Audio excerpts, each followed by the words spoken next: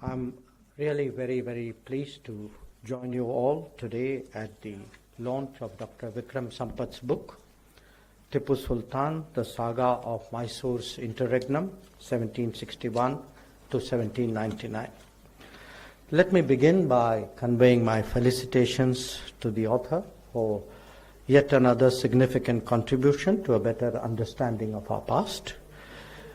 Indeed, to the publishers, Penguin Vintage, to the Prabha Khaitan Foundation, and of course to the India Habitat Center, without which this evening would not be possible.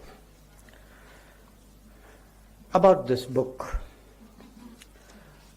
To call this a biography would be a serious understatement, because it is something very much more, capturing not just the flavor of a fast-moving and a complicated era, but offering insights into politics, strategy, administration, sociology, and even diplomacy.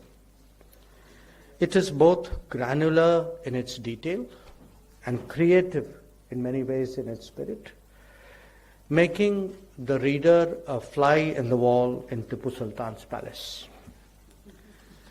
There is an honesty as well as an objectivity, I think, in Vikram's approach. And I suppose in this case, that would not have been entirely easy. In fact, if you ever have an American edition to this book, I would suggest the subtitle, Everything You Ever Wanted to Know About Tipu Sultan But Were Afraid to Ask.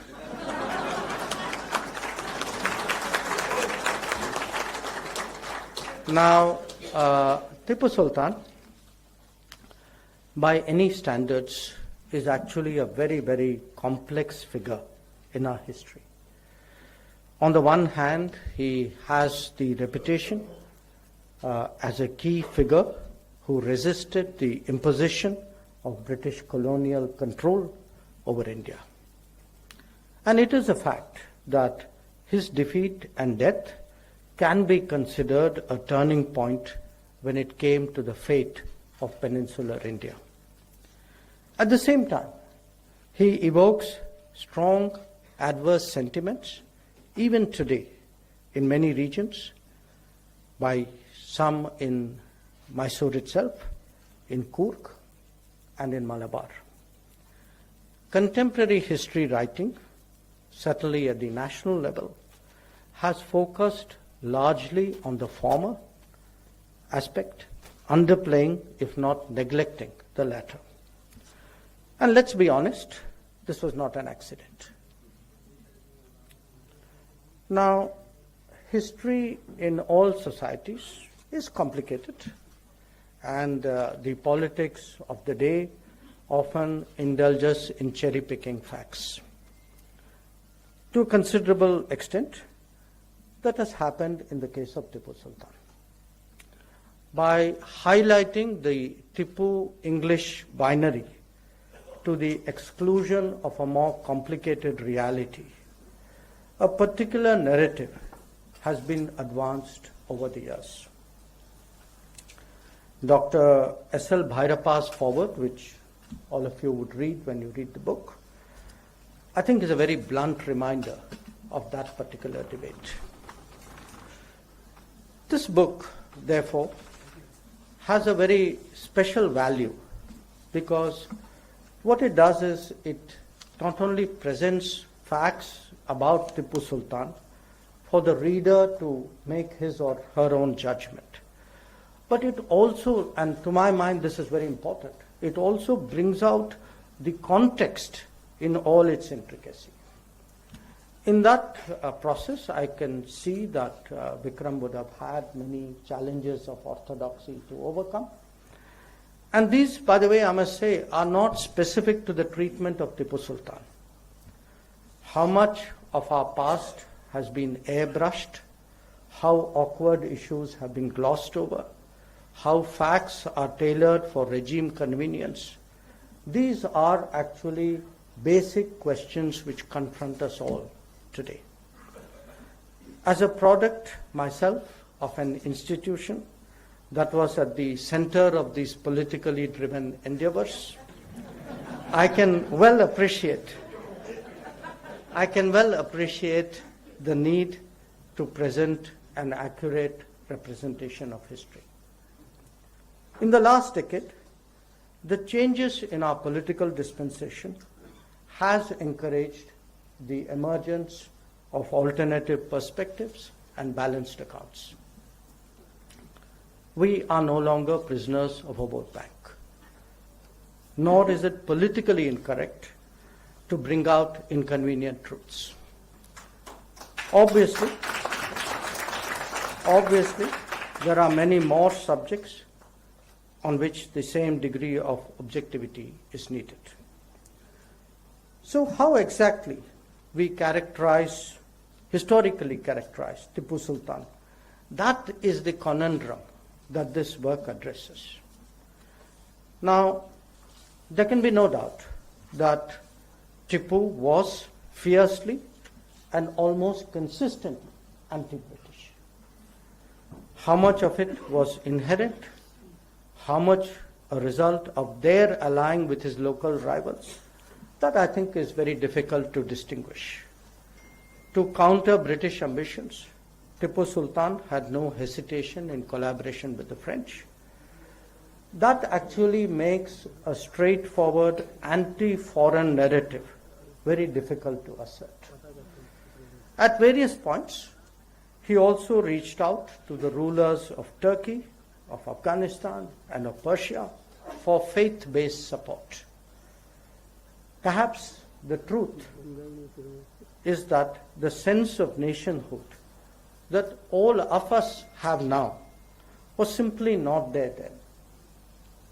When identities and awareness are so different at that time, force-fitting them into a contemporary construct seems more than a little challengeable. It could well be asked whether Tipu was anti-foreigner per se, or confronting those who were an impediment to his aggrandizement. Now, more touching are a set of related issues pertaining to Tipu's own treatment of his own people and those of neighboring kingdoms. As the author has vividly brought out, Mysoreans themselves, the Kodavas, and those in Malabar and those in Travancore, they still carry deep scars from their experiences of Tipu's rule. If the Mandyam Iyengars observe Deepavali as a day of mourning, there is good reason to do so. There are Tipu's own writings, communications, and of course actions that attest to his mindset. Indeed, even his diplomatic activities reflected his faith and identity in strongest terms. The author, in my view, has been sensible in opening them up all to daylight. After all, nothing is more revealing than the self-description of rulers, the nature of their orders, and the content of their own conversations. Undoubtedly, there will also be policies, incidents, and events of a contradictory nature. At the end of the day, this larger assessment of Tipu's character has to get that balance right. As someone from the diplomatic world, I was really struck, and I'm most grateful to you for that, by information and insights which were provided in this volume about Tipu's foreign policy. We in India have tended to mainly study post-independent foreign policy. Who knows, perhaps this too was a conscious choice. But the fact is that many of our kingdoms and our states forayed into international affairs in previous centuries in pursuance of their particular interests. And some, by the way, continue to do so even till independence.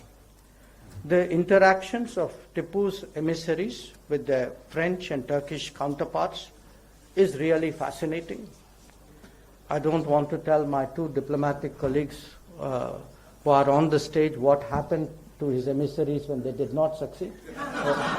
They will discover it, and I think, Ambassador, you should take note too. But